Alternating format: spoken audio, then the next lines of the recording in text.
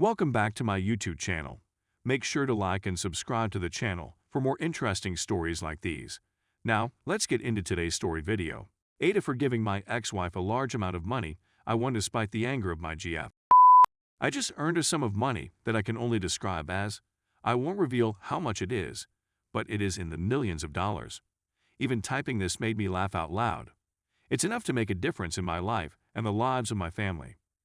My two children are raised by my ex-wife, who is also their mother.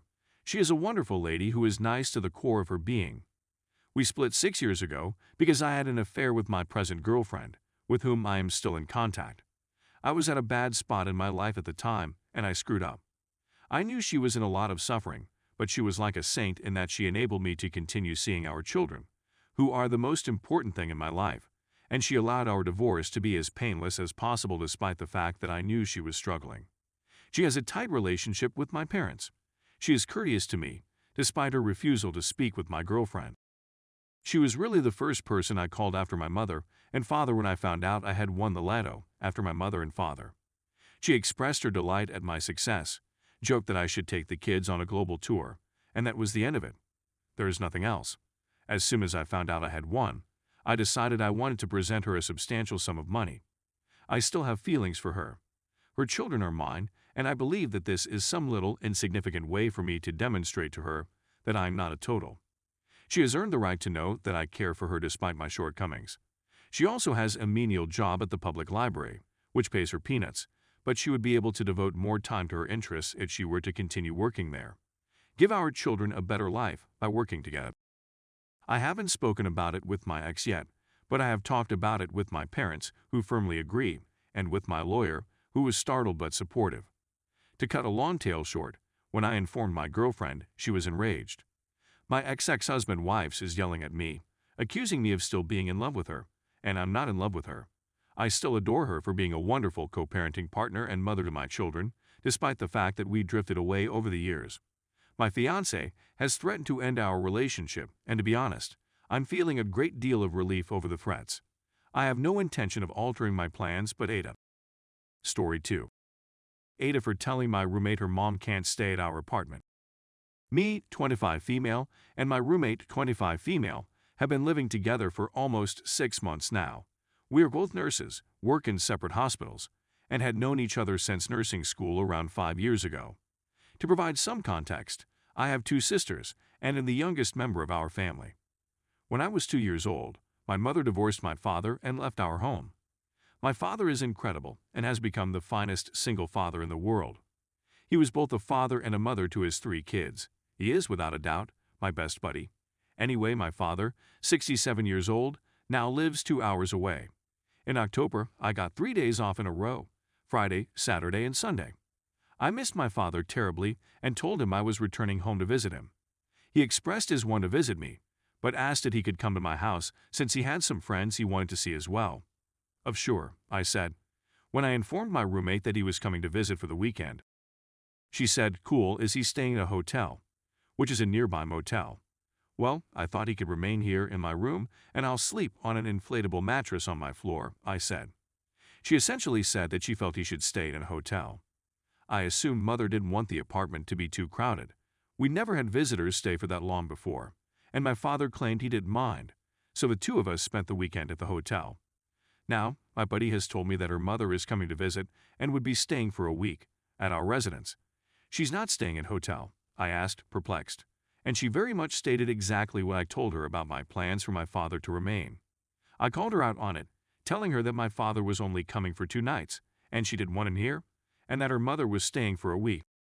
She said that having my father stay and having her mother stay are not the same thing since it is a female and not a guy. Her words irritated me much. My father has always been kind and hospitable to her. Once a month, he and I will meet halfway for dinner, and my roommate has joined us on numerous occasions. I became angry with my roommate and told her that I didn't want her mother to stay at our apartment and that she should stay at a hotel as my father had to. My roommate is now irritated with me, but I believe I am right in being irritated by the double standard. Ada. Edit #1. We both had male visitors come and stay with us in the past.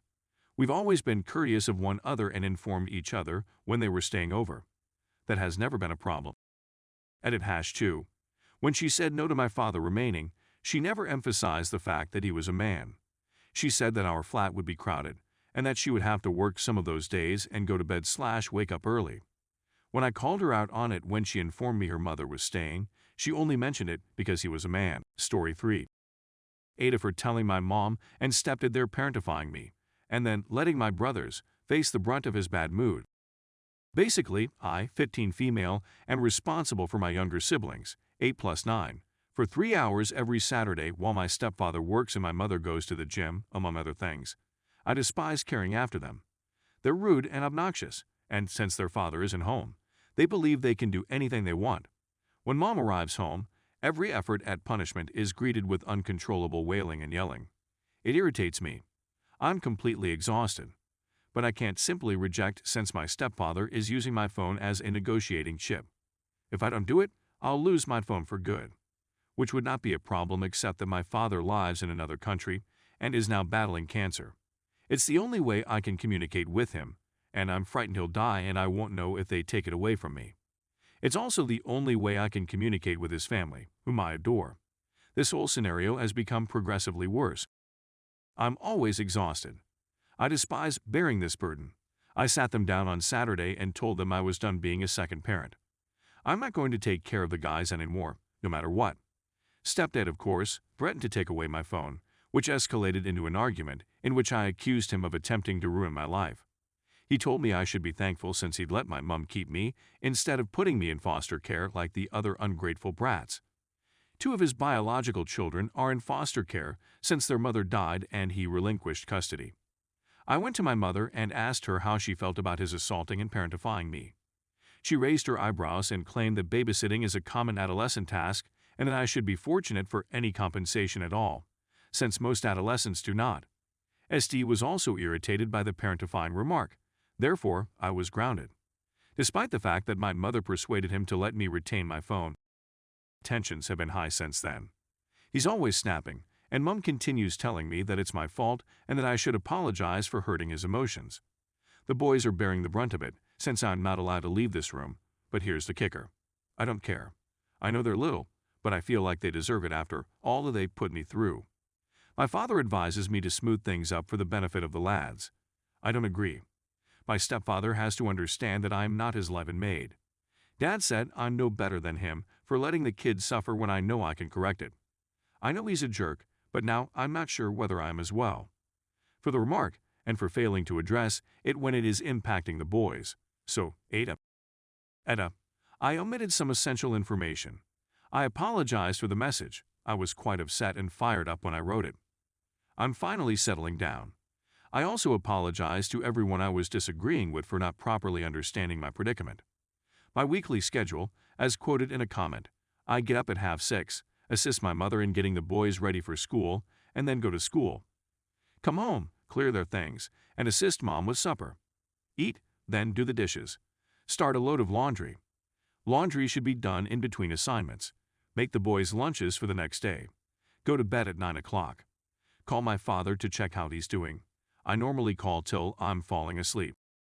Rep the next day. On Saturdays, I have the boys in the morning and then a few hours in the afternoon to visit a friend before heading home for my night routine. On Sundays, I used to catch up on any other duties that needed to be done. Usually, it's laundry. And to everyone who tells me I should move in with my father, he's a dying man. It isn't possible.